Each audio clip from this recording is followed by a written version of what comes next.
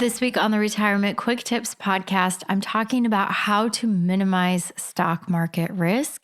Even if you feel like you're not that savvy of an investor, it's actually fairly straightforward to do. You just have to have the ability to look at your portfolio and evaluate it and see where concentrations are, what your overall mix of stocks and bonds is. And if you can do that and keep your emotions for the most part out of your investment decision making, you're like 80% of the way there. So today I want to talk about managing your stock market risk with proper asset allocation.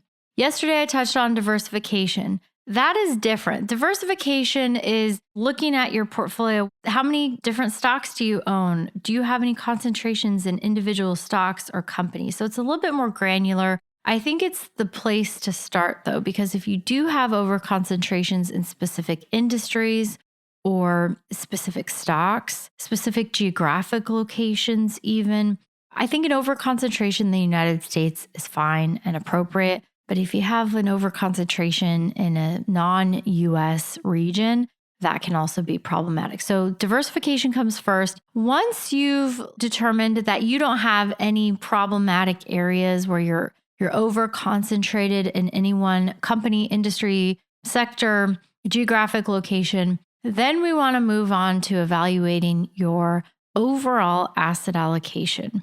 So what I mean by this is what percentage of your portfolio is in stocks versus what is in bonds, cash, real estate, even physical assets like gold or silver, even like crypto. So we want to look at these and make sure that we have the right mix. So someone who's my age, I'll be 40 soon, I need to have very little in bonds. I may want to have a decent percentage in cash depending on what my goals are. Because, if you're younger, maybe you're buying a house, maybe you have this other goal, you tend to need to have cash on hand anyways in case you lose a job or what have you. But depending on what your goals are, you may or may not want a lot of cash. In other words, like maybe 10% of your portfolio even could be in cash or money market, and that would be fine depending on your goals. But generally for someone who's 30s, 40s, 90+% in stocks is just fine because we're trying to maximize growth. We have years left of earnings, hopefully, ahead of us before retirement. And if things go sideways or wrong, we have lots of time to recover too. That's not the case when it comes to someone who's retired. So we have to have a lot less in stocks.